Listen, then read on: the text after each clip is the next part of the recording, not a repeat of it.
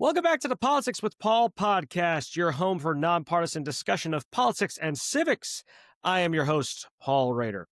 We have another great guest episode for you today. And if you're new, no matter who my guest is, I always give the disclaimer that I do not take a stance for or against a guest's political views or groups they support. But that's not going to be an issue today. Today, we're tackling this question. Are a majority of Americans really in the middle? It can seem like more and more people are out on the extremes, and that incessant fighting is an inescapable reality. And there are a lot of loud voices that predominantly drive political discussion.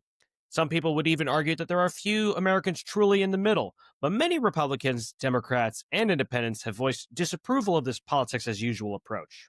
So, what characteristics make somebody part of this political middle? Is it just about political beliefs? And what impact can they make on politics in overcoming division? That's what my guest today, Shannon Watson, is here to talk about. Shannon is the executive director of Majority in the Middle, a Minnesota based nonprofit that describes itself as an objective outside force for systemic change to improve transparency, participation, and civility within political and civic life.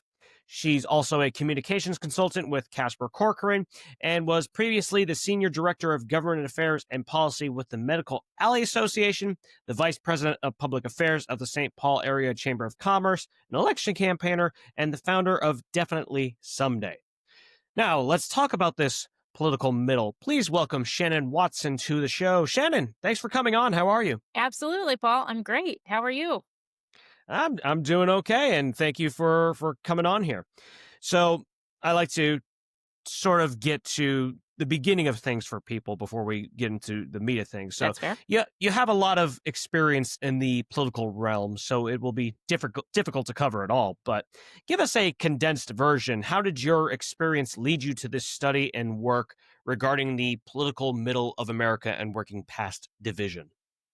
You know, it's probably foundational to my life. I blame my parents, blame them or give them credit, depending on the day, Yeah. for this work, because my dad is what I've started calling a legacy Republican, somebody who's been a Republican for a very long time, and my mom is a Democrat or a libertarian, depending on the day and the issue.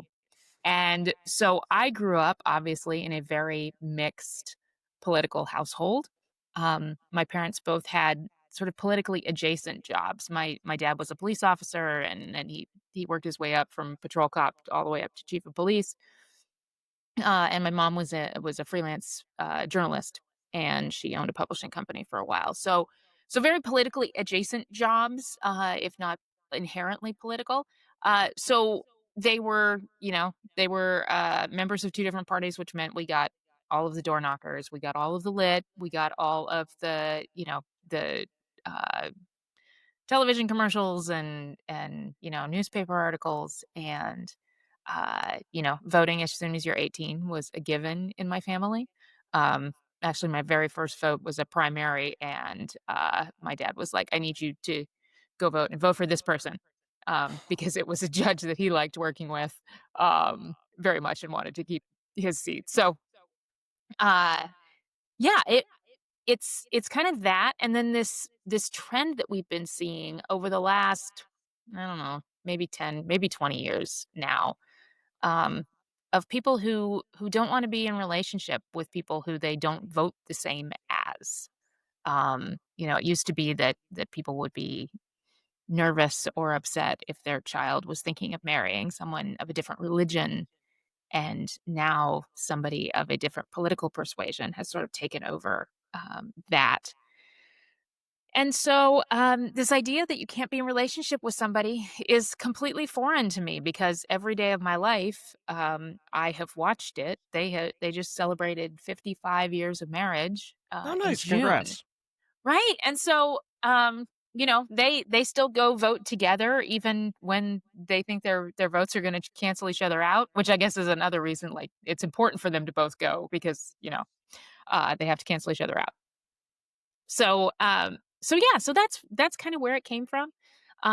And I helped start Majority in the Middle in 2020. That was a response to that was the first debate between, let's see, it would have been 2020, so it would have been then President Trump and then candidate Biden. And I didn't watch that particular debate. I didn't need to. It wasn't going to change my vote. Um, but I watched social media afterwards and I saw a lot of what I expected to see. A lot of people on the right saying, oh, the candidate from the left is terrible. And a lot of people on the left saying, oh, the candidate on the right is terrible. But the one thing I saw that I didn't expect was the number of people who I consider to be very political people. They have either served in office or run for office or been campaign staff or, worked at the Capitol. Very political people saying, "Ugh, this is this is this is gross. It's too much. I don't like it. I'm out."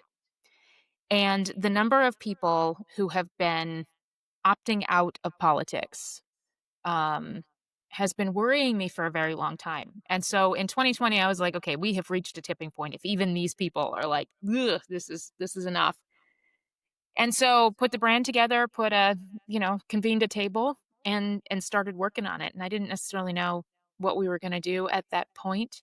Um, but since in the 5 years since we've identified some structural things and some relationship things and some math things that we think get in the way of working together. And so we've been doing that ever since. Gotcha. Yeah, the thing you're talking about with your parents, that definitely heard of that being a lot more common Yeah. back in those times. And you look at data that some people have cited, or people are not only getting upset that their child may marry somebody who's not the same party, but just the fact that they look to not even move to the same neighborhoods. They Yeah. purposely look to see. It's just like I mean, obviously that's not helping anything, but I just can't even imagine that being like so forefront of your mind that you're just, if you find someplace that's really nice to live, you really like it, but then all of a sudden you find out, well, if you're a Republican, then a bunch of Democrats there, or if you're a Democrat, then you find a bunch of Republicans there. It's just like, so you're really not going to move to that place just because of that. But obviously that sounds crazy to us, but for some other people, that's not so crazy. Well, yeah, Uh, and that's the thing, like, us sorting into in groups and out groups, I did some research on this, a couple of years ago, and as it turns out, and this makes me feel really good about some of our divisions, is that forming in groups and out groups and doing that division is a very human thing. It's part of our evolution, it's part of our psychology, and, so it's really important to know, like, we don't just divide. We don't look for people who think like us and look like us and act like us and value the things that we do. We don't do that out of malice all the time. We generally just do, it's just part of being human. And so yeah, those really harmonious neighborhoods that you're talking about when everybody moves to places where you agree with all of your neighbors, or you're like the one outlier. Um those those can be great until they become echo chambers, and that's kind of what they've been becoming. So that big sort, has been an issue for a while.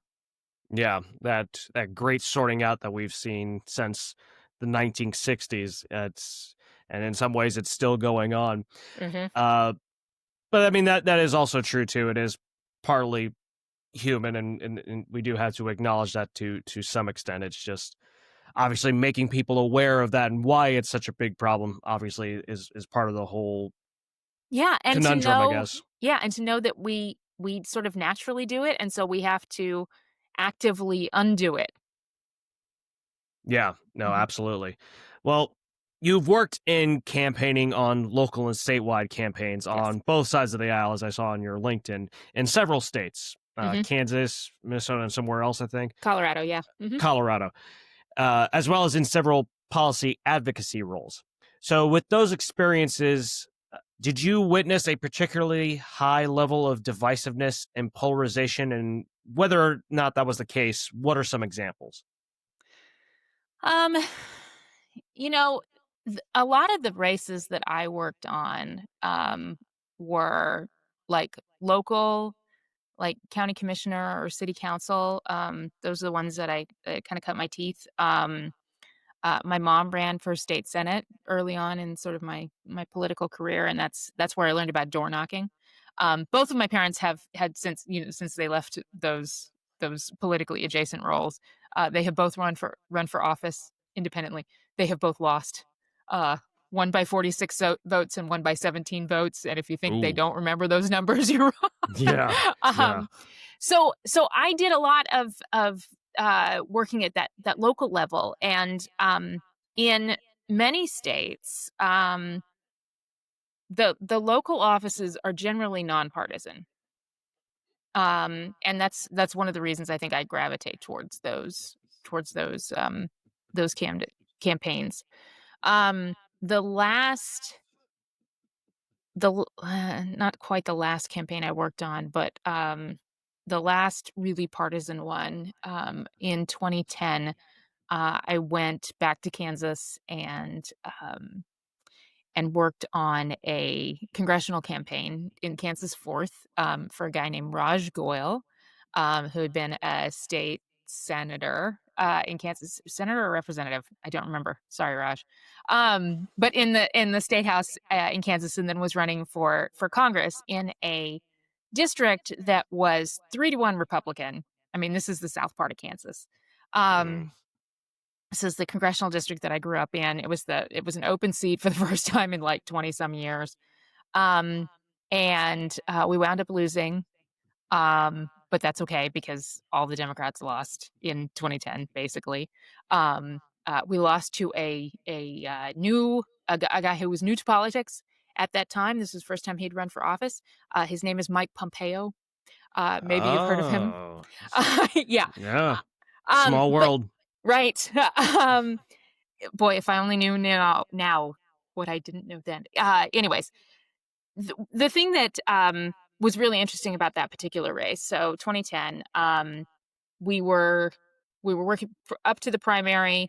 There were two candidates on the Democratic side. So there was Raj, and then there was this other guy who um, was sort of one of those perennial candidates who didn't really get a lot of attention or support or whatever. But we still were running to win. And then the Republican field had 5 different candidates in it. So Mike and 4 challengers, and he wound up winning the primary. But in the run up to the primary, our ads for that race were enormously positive. Like the TV ad, they were glorious, and uh, they were really great. And so when I and the other field organizers, when we would be door knocking, we heard so much, "Oh, yeah, we like that guy," because his ads are really good. Like, they're really nice. And we like that. And so, we appreciate that. And so our campaign was very, very positive until about 2 in the morning, the day after the primary, when we started going negative, when we Mhm. had that candidate. That was something I was super opposed to. Made me very much an outlier in that campaign. But it was partially because I was at the doors, and that was the thing that people were commenting on. Was the positivity that was coming from our campaign, and I was like, "You are going to destroy all of this goodwill that we get for running those positive ads and not doing the fighting, mudslinging, whatever that was coming from, the other side of the field, because they were in, like a real campaign, trying to get through that primary." So I don't know. I think that's one of the things that it was just, well, let's see, 2010, that's 15 years ago. I look back at that with an enormous amount of nostalgia.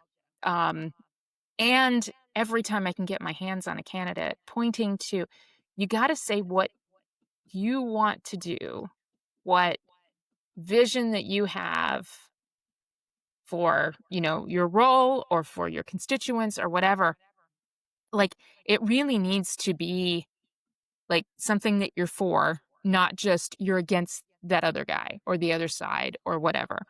Um, and I think that's one of the things that, my research, the physiological reality is that happy people are hard to motivate, which is one of the reasons that we don't really lean into a lot of that kind of messaging. Like, it feels good, and oh, isn't that nice? But it's really hard to get people to act while they're feeling good. It's People generally, complacency. exactly. The best way to get people to act, and in a political campaign, that's either vote or donate or, volunteer or, wave a sign or whatever, is um, to activate fear and anger and point it at the other side so that people feel like if I don't go vote, something bad is going to happen. And that's disappointing. Yeah. Yeah, it is. It is, unfortunately, people do all that, what you call negative campaigning, because it works, It works. and people are just overly obsessed with winning. Now, obviously, yeah, you don't want to run a campaign to lose, but it is just an unfortunate one of those short-term individual incentives for people and for specific campaigns that, even though it erodes our political discourse, because it benefits a specific campaign at that time to do it, they're going to do it. It's unfortunately what helps them win, and regardless of whether it's a very even district or if it's a lopsided Republican, Yep. lopsided Democrat. But what about more? Were there any more particularly? I know you talked about some of the people who went door to door that really it Mhm. really resonated, that positive stuff. Was there another campaign that was a lot more consistently positive in terms of like the collaboration, or was that more of the norm that you experienced? You know, um, there are 2 campaigns that I liked a lot. I didn't get to work on either of these. But, uh,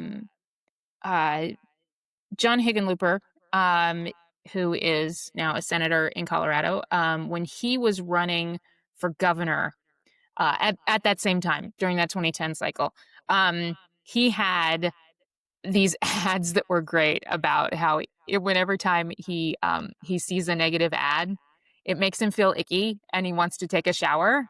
And so it was this ad of him keep like the whole thing was him going in the bathroom with different clothes on because he had to take a shower because like the negative ads make him need to take a shower. And so like the whole thing was him walking in and out of the bathroom to take a shower. Um and I thought that was great. So he did well, not embracing the sort of negativity. And then the other one was Spencer Cox, who is the current governor in Utah, who has been getting some attention since the Charlie Kirk assassination.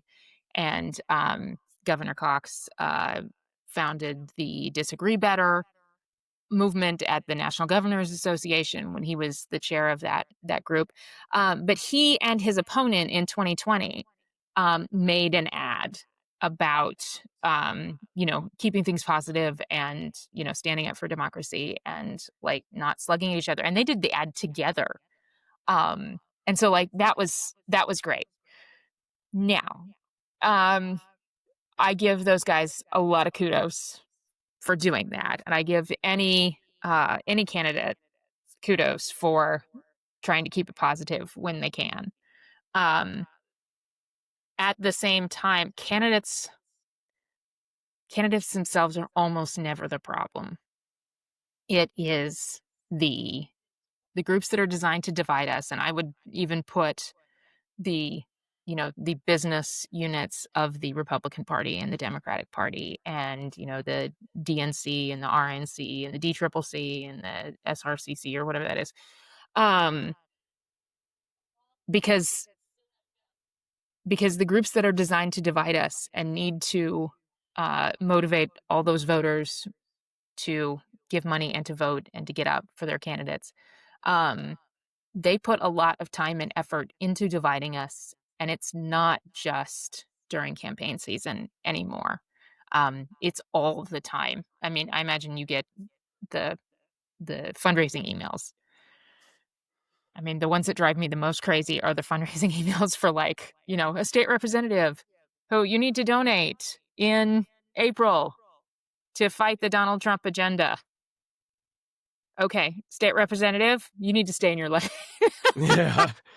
Yeah. And state Democratic committee, The- quit There's it. Yeah, yeah. There's a lot more in politics than just Donald Trump, and yeah, that kind of absolutely. speaks to that whole nationalization of politics. That's an interesting point you made about. I, I had to think about how much I agree or disagree with it. The point where you said it's almost never the candidates and it's the groups. Now, certainly, groups are objectively they are a problem. Right. But I never really thought about it as like, well, are they? Is it how much are the candidates? I'd have to think about that some more. But And, I mean, there are, of course, outliers. And there is a recognition that you want the candidate to go high, in most cases. And sometimes there are uh, Ken, uh oh, this is embarrassing. What's Ken's last name? Ken, I forget. for The DNC chair. Ken. oh, now I'm forgetting it. Right. Okay, anyway, you know who I'm talking about. But yeah, Sorry, Ken, I can't remember your last name at the moment. I couldn't remember John McCain's name the other day. So, like, yeah. I have a thing about names. But anyways, um, he actually came out and said, his role as party chair when he was here in Minnesota, was to punch down so that the candidate could stay on the high road. Like, he sees that as his job to punch down, um, and sort of get in the fray, so that the candidate can take the high road. And I would say that is true in many, many states and at many, many levels. Um, Most people just aren't willing to say it out loud. Hmm. Yeah. That's an interesting way to put it. Like you said a little bit ago, just the whole basically every day is campaigning season. It's there is Anymore, yeah, which is there is no disappointing. more. Yeah, and obviously, unfortunately, you'd like to find a way to curb that, but then that runs into, well, is this a First Amendment issue? Are you infringing on freedom of speech if you try to say, okay, well, there's no going to be no campaigning and these particular times you have to do it in these particular times, so then you have to contend with all those little things that all these reforms, if you will, that you'd really like to see and that you think might be a really good idea, but then how actionable are they? How feasible are they? And unfortunately, that stymies a lot of these attempts to try to make our political discourse better.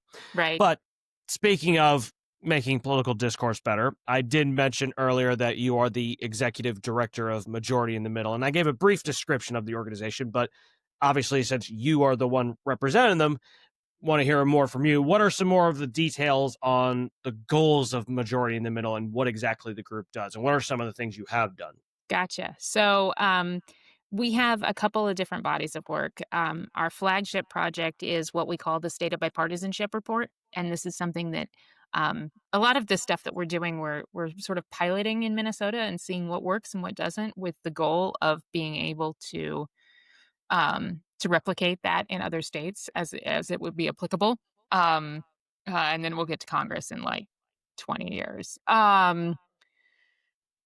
So we look at the authorship of different bills in Minnesota and contrast that with what bills are getting hearings. So in some states, legislators are limited by the number of bills that they can introduce, and like all of the bills get hearings. In Minnesota, you can introduce as many bills as you want, which means Minnesota's on a biennial system, so it's like a 2-year cycle. Last 2-year cycle, which was 23 and 24, there were, I want to say, like 11,000 bills introduced over that 2-year period. And Minnesota is also a part-time legislature. So January through May, the first year, and then generally February-ish through May the second year, so not all year round. But 11,000 bills, and that had dwarfed wildly the other years prior. Like there was a huge spike in the number, and then so this year is the first year of a 2-year biennium, and they're already at 7,000 ish bills. So I expect we're gonna Yeah. hit that 11,000 again, which makes counting them all kind of a challenge, but that's okay. Um, so anyways, what bills get heard, not necessarily by subject, but more like which ones are 100% Democrat-led bills, which ones are Republican-led bills, and then which ones are bipartisan bills. And by doing that, we uncovered a whole lot of what we called hidden bipartisanship, kind of happening behind the scenes that nobody was really paying attention to, nobody was really talking about. There was significantly more bipartisan bills than I thought there would be the first year that we did this in 23. This year, um, the so in 23 and 24 in Minnesota, the DFL is the Minnesota version of the Democratic Party, so Democratic Farmer Labor Party. Democrats had a trifecta. They controlled the House, they controlled the Senate, and they controlled the governor's office. So they had all the power. Um, and in 25, the governor is still a Democrat, obviously. The state Senate is controlled by the Democrats by one vote, 34 to 33. And the House of Representatives is tied at 67 each, which was really interesting. Yeah. Uh, the day after election day, a lot of people wanted to talk to me because I had spent about 3 years prior walking around the Capitol talking about bipartisanship, and everybody's sort of patting me on the head. Oh, that's a cute idea. And then suddenly it was like, okay, wait, how's this going to work? Yeah. Because now we have to. So that has made for a very interesting situation in that any bill has to be bipartisan to get through our House of Representatives. So that's super interesting. Okay, so that's the state of bipartisanship report. We also have some work that we do on the local level, again, with those nonpartisan offices, whether it's school board, city council, county commission, park board, mayors. Those are all in Minnesota legally nonpartisan offices. They're not what I would always call functionally nonpartisan, but we're doing what we can to keep those as nonpartisan as we can. And some of that has to do with structure, and some of it has to do, again, with sort of your thing about free speech. Um, you know, Political parties can make endorsements, just like any other group, in nonpartisan offices. I don't necessarily think it's always a good idea, though. Uh, but you can't ban it because, again, it's not constitutional. California Yeah. tried in the 1980s, and it's not constitutional. So part of that has to do with how do nonpartisan candidates sort of present being a nonpartisan candidate. How does that functionally work? And then how do you talk to voters about that in a way that doesn't make it seem like you're trying to hide something? So there's a lot of elevating of people who have done this well in this work. We do a lot of support groups amongst elected officials. Um, and then sort of this underlying thing that we do is just kind of being a space for people in the middle. And, people are like, "Oh, okay, well, so this is the moderates group." And I'm like, "Well, actually, yes and no." So we have figured out that there are sort of 3 groups of people who consider themselves to be in the middle, and we let people self-select. If they wanna come to the table, they are welcome. So there are some moderates, you're either on the right or the left, but you think of yourself as towards the middle, so you're moderate, so you say you're in the middle. There are also people, full disclosure, like myself, who hold some policy positions that align with the right and some positions that align with the left. Um, I used to say that I'm not on anybody's team because I don't really belong on either team. Now I say I'm on everybody's team because I can find things to agree with pretty much everybody. Also, I can find things to disagree with pretty much everybody, but that's okay. So that would put me in the middle. And then there are people, and this was the one that was most surprising to me. Uh, People who come to the table because they believe that even though they're super firmly in their positions, um, and their values and all of those, that uh, that governing, not necessarily campaigning, but governing after you win is about the coming together and the collaboration and finding a way through these policy things. And that puts them in the middle, which that was the group that I was most surprised to have them sort of self-identify. But um, of all the groups that I think are going to change the world, I think that one um, probably has the most potential. Yeah, there's so many things I want to unpack from that Sorry, answer. that was a No, lot. no, no, no, no. That's perfectly fine. But the thing about the bipartisanship report, I mean, it is true. A lot of times, back to that whole negativity sells kind of thing. Yeah, There are so many bills that really don't have a whole lot of dissension on it, or they might have like a little bit of nooks and crannies, but there's not that people need to hash out the details on. But they're not, oh, this is a left side of the argument. This is the right side of the right. argument. It's just they just don't get all the fanfare, and they're not usually like wide scoped bills. But I have to look into that some Yeah, more. And I have this webinar that I do that's about helping people get their client if they have clients that are interested in seeing bills succeed or to see them killed, like a lot of the different things to think about it in that regard so you can help out your clients. So it kind of made me think about that. I'll have to look into your bipartisanship report. That'll help make that webinar robust. And then the thing about uh the functional yeah. nonpartisanship. Unfortunately, yeah, it's definitely true. Like in Nebraska, for example, it's a Yeah. unicameral Mhm. Senate, and yeah, they're nonpartisan, but are they really But yeah. nonpartisan? And Right. you also unfortunately have some groups that are call themselves nonpartisan, like nonprofits, but a lot of times they do still hew towards the right or towards the left. So Yeah. yeah, and it's that whole party ideology difference. But you do see that becoming a little bit more aligned, where you have to be a conservative if you're a Republican, you have to be a liberal if you're a Democrat. Yeah. But that's that's Yeah, that's it a used whole to be that there were, liberal Republicans and conservative Democrats, and, everybody was able to, find things that they agree on, across party lines. And as the, uh as the permission that, we have as voters give for people to be sort of ideologically mixed and still get our vote. As that has shifted, I think that has shifted the positions of people. And then also the people who are willing to run for office right now. Like, you know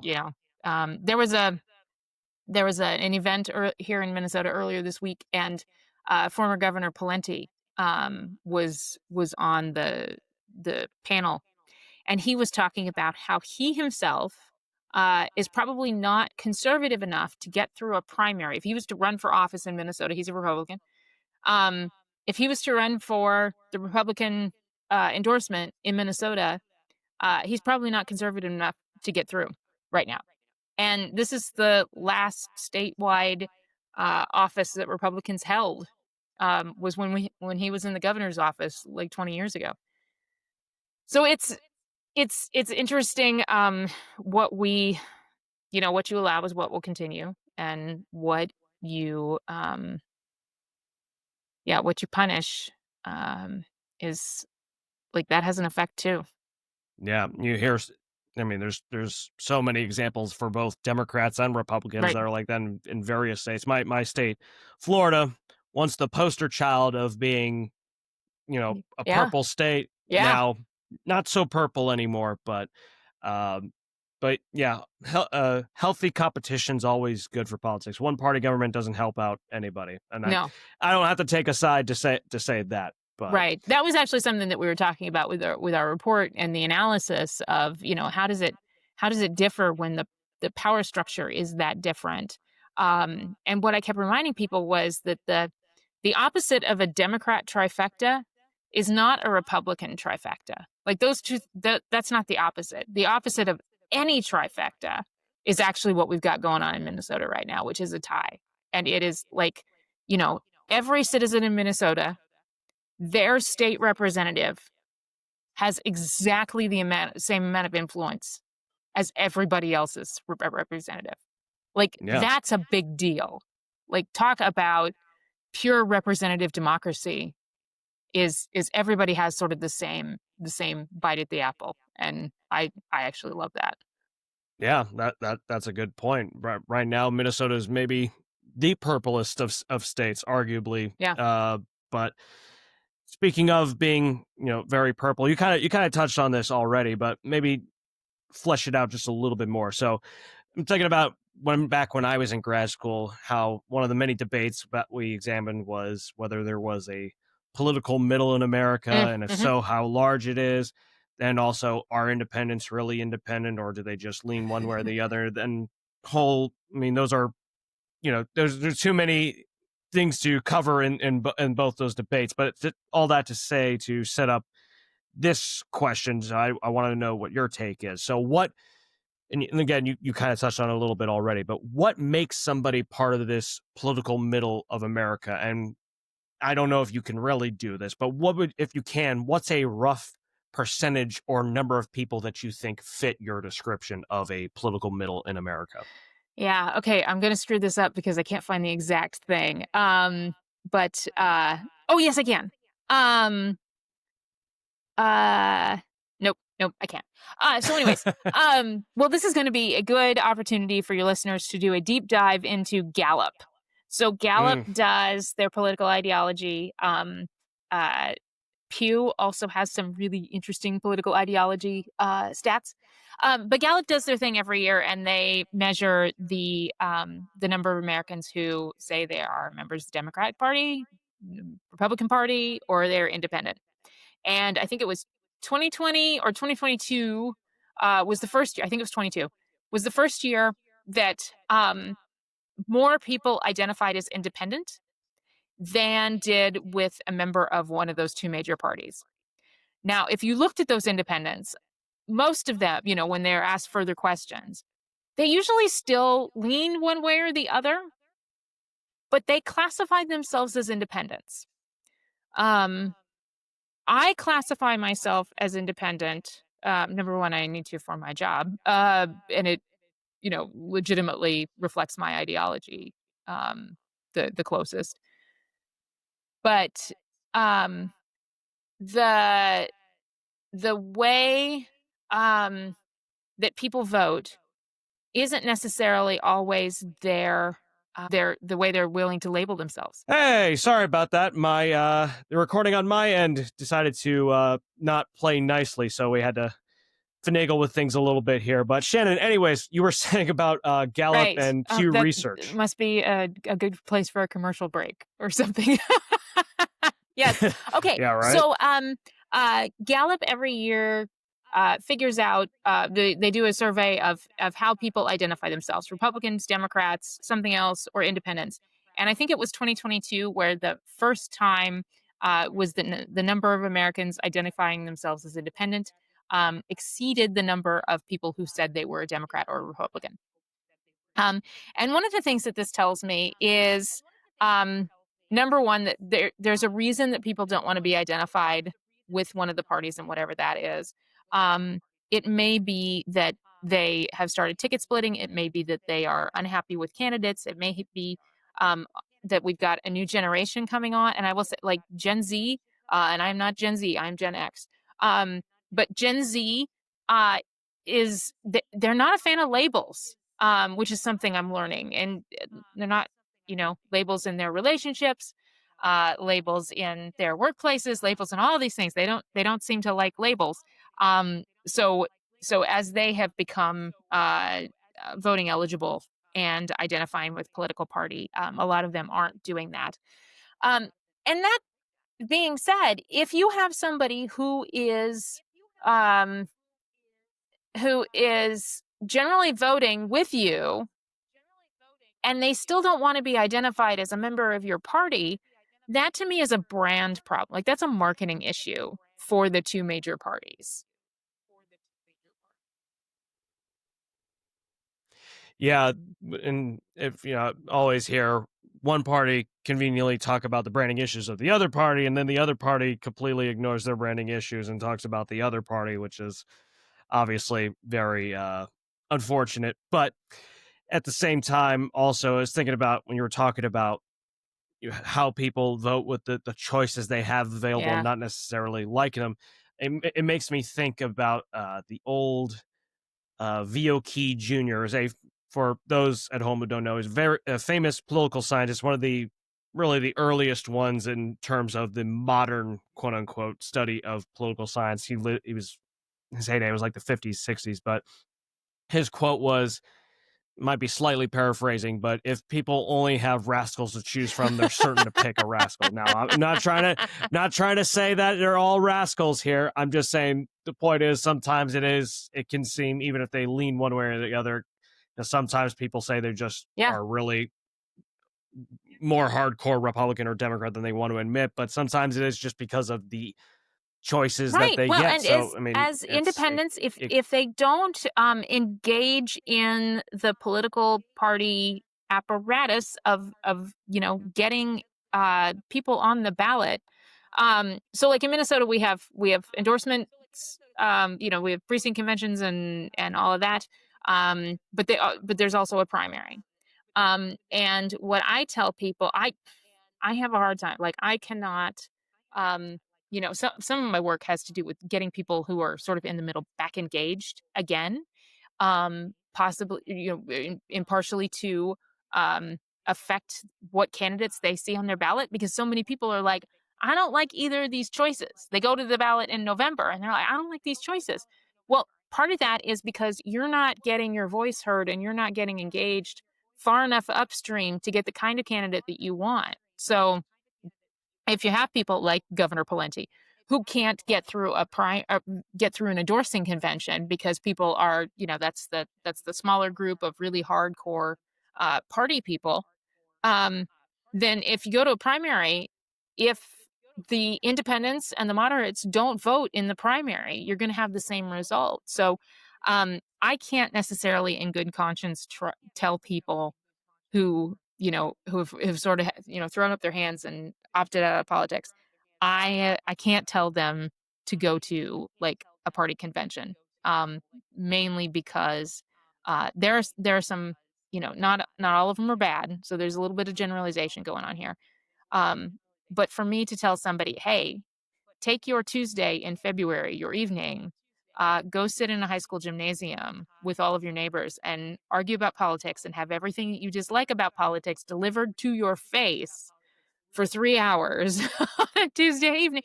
Like, they won't enjoy it. They won't go back. And also, they won't listen to me ever again because this is exactly everything they hate that I've said, hey, you got to go do this. Um, Primary voting, on the other hand, is you a ballot and silence, and you make your own choice. But we we did a thing a couple years ago trying to get people to vote in the primaries because literally more people go to the Minnesota State Fair than voted in the primary. Yes. Now, granted, oh Minnesota's wow. got a great state fair, but we need more primary voters, and that's the thing. If you're just showing up in November and saying, I don't like this, then maybe you need to get engaged a little earlier upstream. Yeah, and I live in a Mhm. closed primary state too. Florida is so, uh, but you touched on something that is a big thing that I'm trying to tackle as well. And I my 50th episode of this podcast was about, and it was just me that time, but I was talking Yeah. about political apathy. And I used to be one of these people who, sorry for those of you who listen, if you've heard me say this before, I'm not just going to say it again, but I used to be one of those people who, when I was younger, because I voted the very first election I could vote in, which was back in 2012.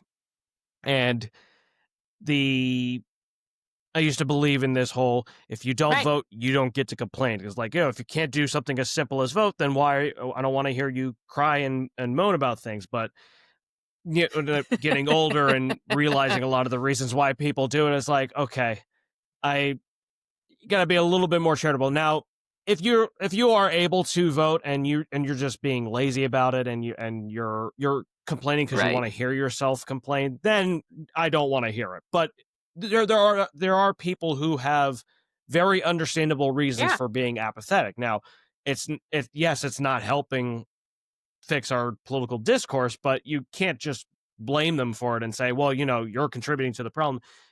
Yes, them sitting out is a problem, but you can't just say it's their Yeah. fault. There's reasonable reasons for them uh, to be sitting out of elections. We just have to we have to show them how that is only going to make the situation worse, and B, actually work to make them Yeah. feel heard in some way. And obviously, that's a lot easier said than done, but it is part of that whole problem of fixing apathy, which is unfortunately, it lets polarization Absolutely. flourish, and also polarized voices Right. want that at the same time. So, speaking of polarization, uh, a few weeks ago or so, I came across, and I actually asked a previous guest of mine about this. I came across a post on LinkedIn, and just the short of it was that it lamented the use of the term moderate because it implied Mm. a lack of passion and inherently assumed someone's full ideological leanings. So, what do you think of the term moderate? And is it a term that you'd use to describe yourself or majority in the middle? Um, we try not to use it to describe majority in the middle, mainly because, and this comes from people who who believe that moderate is a position. So, like, left is a position, right is a position, moderate is a position. I don't necessarily always agree with that, um, but I'm very careful about how our organization is framed. And we are a Right. 501c3 nonpartisan nonprofit. So I'm very careful about those things. Um, I in some of my positions I consider myself to be a moderate. Um, I have definitely become more moderate as I've gotten older. Mainly because I care I care very deeply about how people experience politics. I am not as much passionate about specific issues. Mainly because, like, when I was growing up, not only just my parents, but I had a really, really, really good friend in high school, and we're going to be friends till we're 90.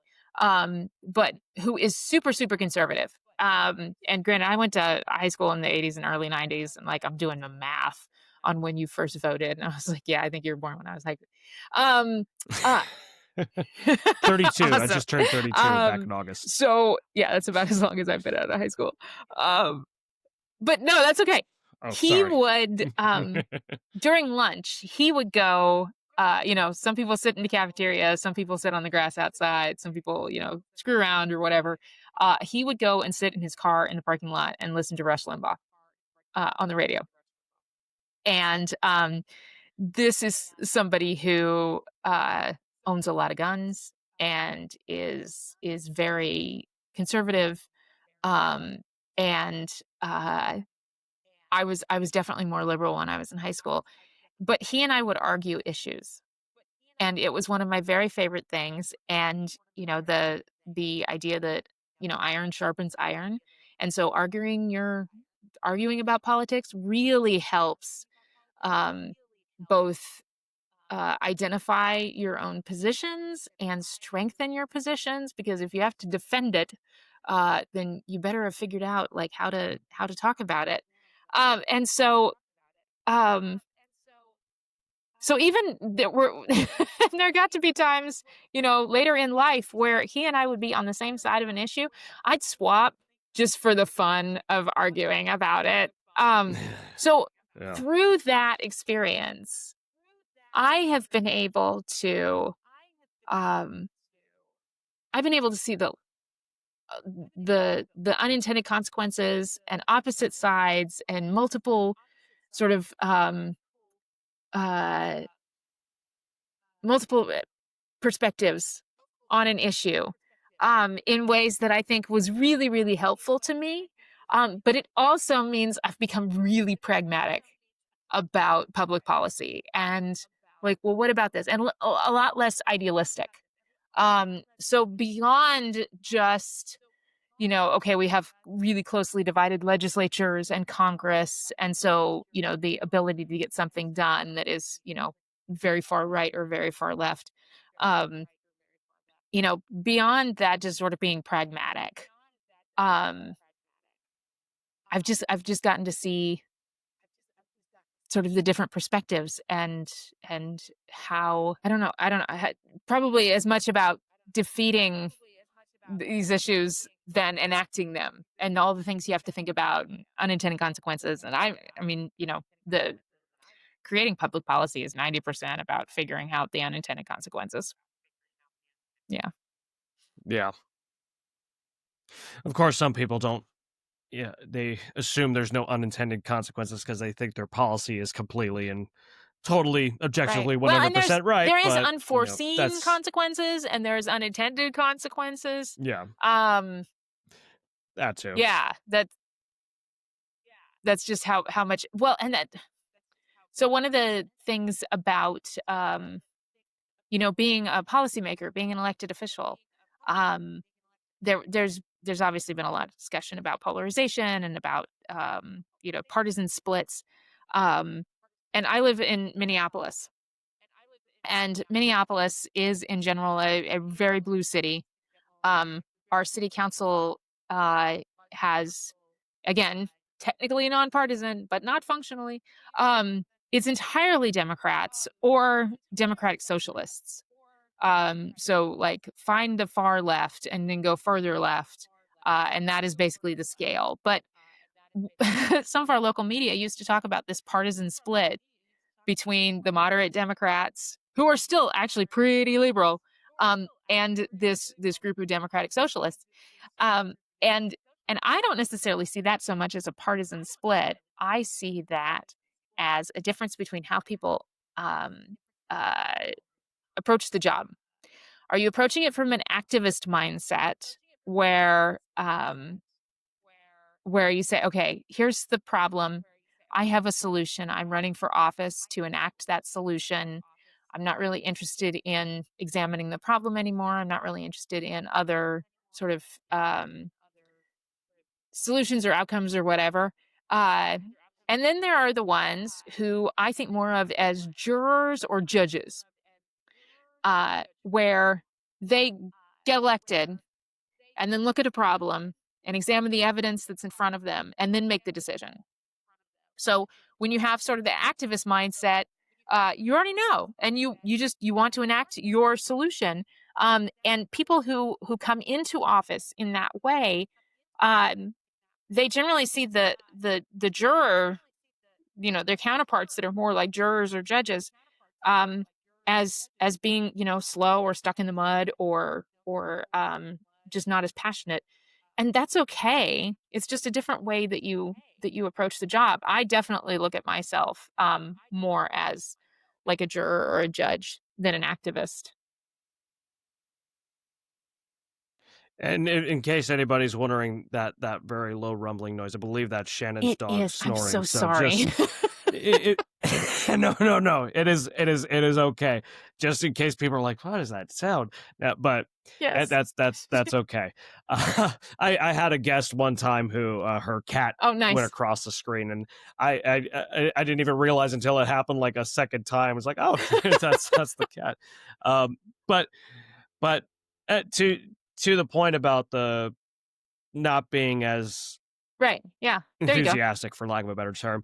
We do need some people that are like that. Like, yeah, we need more people to be less apathetic, but they don't need to be doing phone banking and knocking door to door and doing all this stuff. But we do at least need them to be paying more attention and knowing what's going on. So definitely can understand that.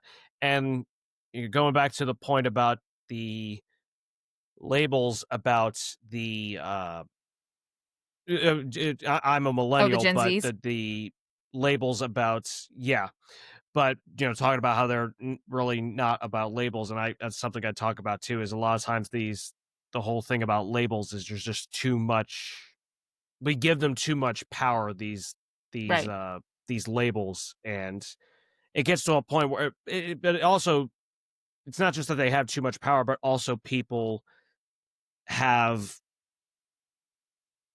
they all have their own definitions of what these things are too. So if I just asked you if you would consider yourself moderate, I could ask 5 other people what being yeah, a moderate is, and I could get 5 different answers. And that's partly why I don't, I mean, besides just this work that I try to right, be as impartial as possible, and I want people to feel like anybody can come to anything I'm doing and not feel like they're having any slant, because I'm not about pandering to anybody.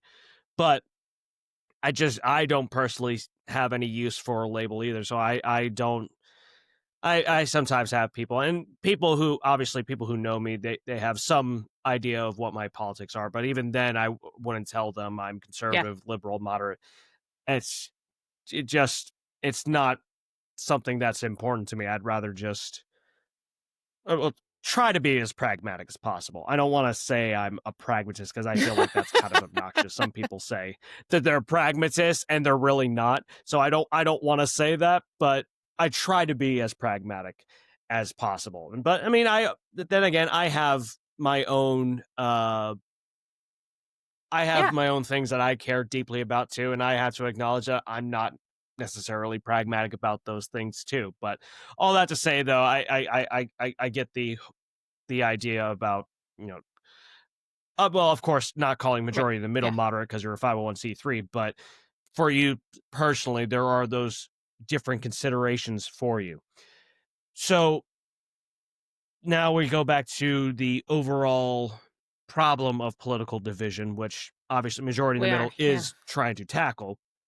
But what do you think are 2 or 3 of the biggest obstacles that are facing these efforts to overcome political division from what you Um, see?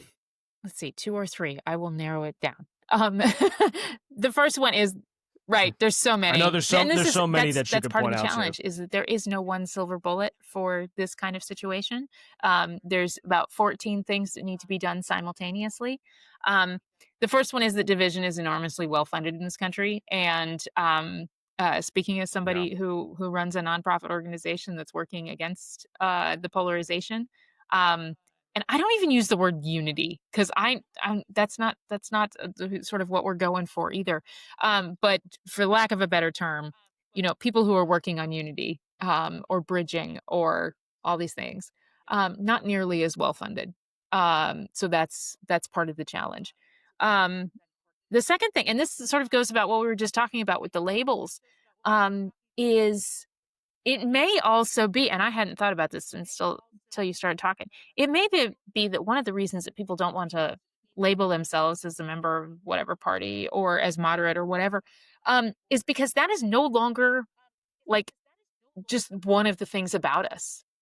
That is kind of the primary thing that people are using to identify us and put us in a group.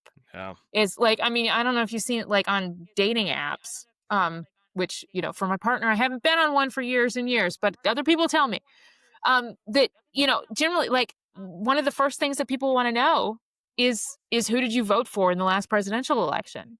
Like, when did we start having Yeah. this as our primary identification of who we are is who we voted for every 4 years. Not who'd you vote for governor, who'd you vote for city council, but who'd you vote for president, being this thing. And so, like, one of the things that we encourage people to do is to get to know people in ways that have nothing to do with politics. How can you find common ground with the guy at work who you're always, you're on opposite sides of politics? Is don't focus on the politics. Focus on you both have kids that play soccer, or you both like to fish, or you both collect comic books, or whatever it is that make us who we are as human beings. That doesn't sort of de- default to the political label. So I think, backing off of some of that as to how we classify each other is another thing. And then the third thing, this is really nerdy, um, is something that we've been working on that we don't really talk about a lot, which is what we call structural partisanship. And so this has to do with the ways people are divided up and kept divided. And the easiest way to think about it is like a legislative body. So all the Democrats sit on one side of the room and all the Republicans sit on the other side of the room. Or here in our House of Representatives, generally the Republicans all sit on one side of this like U-shaped committee table, and the Democrats sit on the other side. There was one co-chair this year because again they're tied, so they had to co all the chairs. Um, when he was in charge of the committee hearings, he mixed up the seating and had everybody sit every other, which I thought was awesome because that's primarily the way our Senate does it. And I have watched people who have, of different parties, of different ideologies. Um, I've watched them in committee, like talking about something behind their hands or giggling about something or whatever. Like, legislative bodies need more giggling, I think. Because well, it's a really human Yeah. thing, and that's how we make a connection is that we laugh with each other, and then the chemicals in our brain start going off, and then we look at this person as somebody that we like. Um, so he switched up the seating, and he told me afterwards, he's like, "I was shocked by how much better the quality of the conversation was. Not only just the opportunity to say hello to somebody you're sitting next to who you would not have acknowledged when they were sitting on the other side of the table, um, but also just how much better, it was because most of the times in committee, the legislators will have their phones out, they'll have their laptop screens open, they will be doing other multitasking because nobody has enough time. He said, "When I put, people of the opposite party on every every other one, people didn't wanna have their laptops or their phones open, so they closed the covers and they put the phone down." And he said the quality of the conversation was so much better. The engagement level of people in the committee, they were actually present in committee. And he said that was not something I'd anticipated. And that was something I didn't anticipate either. But that's the thing. Like, how do we encourage people to get to know each other on a human level? The other example I use, like all the legislators, they have their offices on different floors and in different wings, based on what party they are affiliated with. So you don't get to see what somebody of the opposite party has on their desk. You don't get to see the drawing that their grandkid made. Um, if somebody gets a flower delivery. I mean, like at work, if somebody gets a flower delivery, something really good or really bad has happened.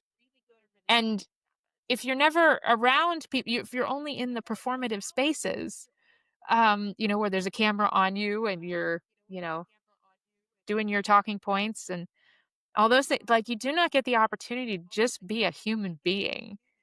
And those relationships are really what get people over the hump of collaborating on legislation and going after the tough problems. And so, like, what are those systemic partisanship things that we can break down and encourage that relationship building, and not keep people divided all the time? Yeah. The part about I do like the Yeah, spacing them out so that the parties are dotted around. A campaign that I worked on a while ago, back when I was can't remember if it was when I was just volunteering for it, and then when I actually worked on the campaign. And no, I'm not going to say what the campaign is because I don't want anybody assuming my politics from it. And this was a long time ago, and I still really like the idea that the candidate I worked for was like, "Hey, go ahead and sit in yeah, between the people who are not who are not supporting my candidacy. They have the other campaigns paraphernalia." And even then, I was starting to get yeah, increasingly disenchanted with with the polarization anyways. But even then I was just like, yeah, sure, whatever, I'll do that. When I was younger, I definitely was a lot more opinionated and obnoxious about it, about things. But even then I still had a lot of friends Yeah. of varying political stripes, and unfortunately, of course, like we've mentioned multiple times, that's being lost. uh, Now I know we're running a little low on time, mostly because of the those technical issues we This is had. also a So fun we'll try to get through conversation. these Yeah. questions. Yeah, and it's a fun conversation. We're going back and forth, and that's what makes good podcast episodes. But we'll try to get through, so I don't hold you up too much longer. Try to get through the rest of the questions I wanted to get through. So let's be more positive again. What are some of the encouraging signs you've seen lately in attempts to I overcome think there's a political lot of division? people who are really interested in like and maybe it's because we've hit rock bottom. I mean the political violence that has happened this summer, both here in my own state and like with Charlie Kirk, um, that has sort of opened some people's eyes and said, okay, yeah, we got a problem, we got to fix it. I don't necessarily know how we're going to do that, but I want to help. And so that's been helpful. You can't solve a problem until you know that there is one. Um, so that's one thing. And so part of the rollout of the state of bipartisanship report, we did a whole bunch of press conferences around the state. We did 5 press conferences, which I will tell you from an organizational perspective, that's a lot of press conferences. And we invited a lot of legislators Yeah. to be part of these for the first time this year. And because one of the things that I understand is that elected officials, they have to live in this attention economy that we're in. And I want them to get credit for the things that I think are good, and that's working together. And I mean, I don't know if this is a good thing, but I spin it as a good thing. The working together piece is still so sort of unusual in politics. It's newsy, and so journalists, reporters will show up for that conversation and look at this weird thing of these two legislators of different parties standing next to each other and figuring stuff out. So I see that as being very helpful in letting the public know that not all politics is divisive, and not every legislator sees enemies on the other side of the aisle. That there is good work being done.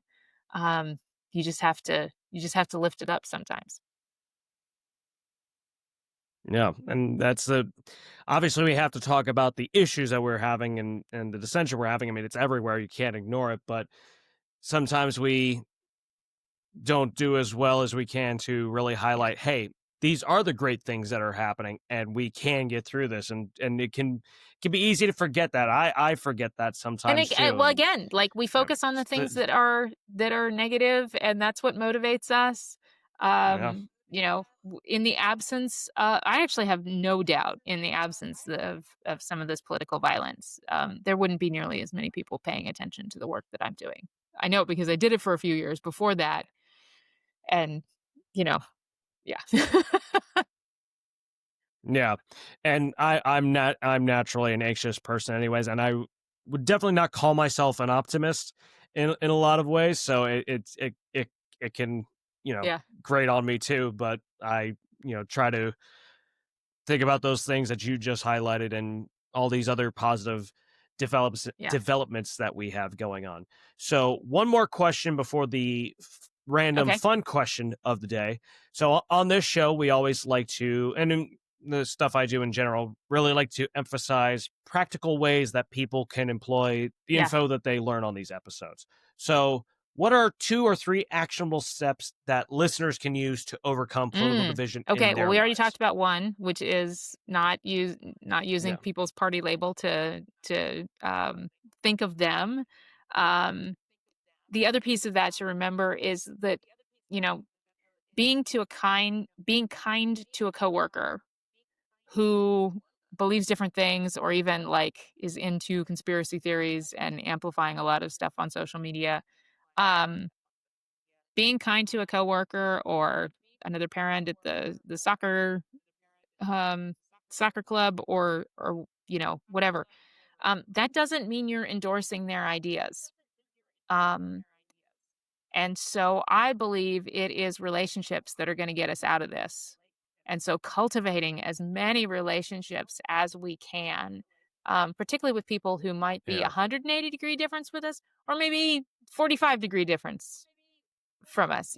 So being open to those kind of relationships and sort of seeking them out.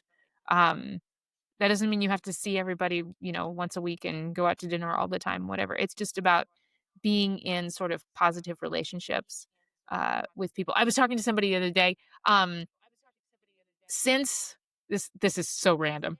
Since like Me Too, and a lot of the uh, that drama, which feels like 100 years ago, um, I Yeah. uh, I was talking to a guy who he was like, it's going to be impossible. Like this is going to be impossible to date. Because I can't even tell a woman I like her shoes without it being, potentially like, "Oh, no, she's gonna Me Too me." And granted, that's an oversimplification, but, at the same time, there was a little bit of transition there, and, how are we, um how are we looking at people? How are we talking to people? Whatever. And so anyways, like, sort of in support of that and in reflection on that, I had stopped commenting on what other people were wearing. Cute shoes, or I like your dress, or that shirt looks nice, or whatever. Um, I think we have gone too far in that direction because if you have somebody either that who compliments your shirt, or somebody even more that you don't know, like if you see in the grocery store and somebody says, "Hey, that's a great shirt," that makes you feel really good. And we have Yeah. subtracted out the feeling of good that somebody has noticed our shoes or our shirt or, your hair looks great or whatever. Um, and so I think I'm going to start doing that again, is just trying to bring little bits of positivity to people's day. That it has nothing to do with politics. I feel like, there's so much negativity in the world. We need a little more, need a little more positive. And then the third thing that I would suggest, and my friends who are still working on political campaigns hate it every time I say this, but um, outside of actual election season, take your yard sign down. If you have a yard sign or something else with a Yeah. candidate's name on it or whatever, take it down because most places have a certain amount of time that legally the campaign signs can be up. And there's this, it's my free speech of having this in my yard. Yes, and um, campaign signs beyond campaign season, um, all they do is they visually show our differences with our neighbors, and they highlight those differences. Yeah. And so, like for the 6 weeks that campaign signs should be up, let's have them up. And then let's take them down and put them away and wait for the next 6 weeks before the election, um, and make our spaces a little less political all the time. Yeah. Definitely agree with that. Yeah, I find it very obnoxious when people have like their house is like Yeah, has several things that are draped in paraphernalia. It's just like, okay, congratulations.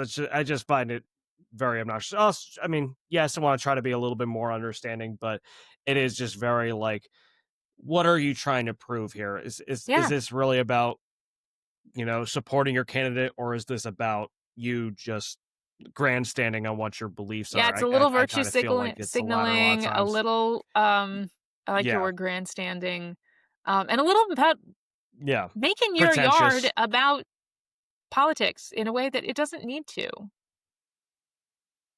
Yeah. And I also it just reminded me of, for the 2012 election, like, Hmm. 2 years after it was done, and I'm not commenting positively or negatively on him, just the fact that his campaign sign was out. It wasn't at a house, it was, like, along the street. It was Ron Paul, and it was just like, "Guys, the election's been over for a Right. couple of years now. Again, not saying one way or another about Ron Paul. I would have said Yes. it about any other candidate that was on that sign. It's Yeah. just like Yeah. it, I don't know. It's yeah, no, I definitely agree with that point.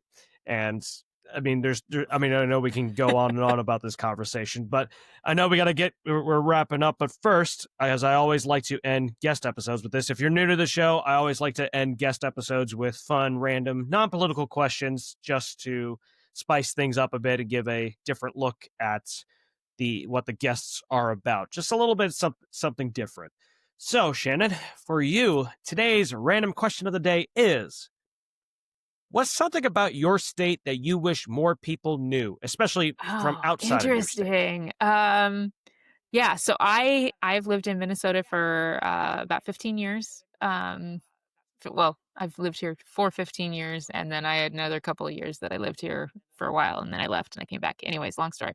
Um, what is something that I would like people to know about Minnesota? All right, well, it is very cold sometimes. And that's what most people know. Um, I also am leaning into the patron saint of Minnesota, uh, Prince, who who who always said, Yeah. the cold keeps the bad people out. So in some ways, like, I do want to cheer on Minnesota because it has everything. I'm very much a Minnesotan by choice. Um, really high rates of volunteerism and civic engagement and voting. Um, and 4 beautiful seasons. The winter lasts a little longer, but you learn to dress differently. And we have these things called skyways, which connect all the buildings in the downtowns. And so, like, on the second floor, I mean, it's kind of like being a gerbil, the gerbil thing, where they run through the tunnels. It's Oh kind of yeah. like that. Yeah. It's That's actually pretty awesome. neat. I love it. There are some people who Yeah. are sort of anti skyway here. I am not one of those people. I love it. Um, So I get okay, maybe it's that. Maybe it's that. That sometimes Minnesota is like living in a giant gerbil cage.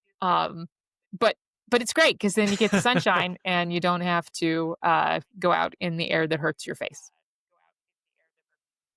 Yeah, that's also true too. I mean, I don't know if you're a sports person, but are you Vikings, Twins, Timberwolves, Wild fan? I'm Well, not. I love to go. I can walk to the no. Twins from my apartment, and I very much enjoy. Actually, I can walk to the Vikings from Oh, my okay. apartment too. Um, I I've never been to a Wolves game.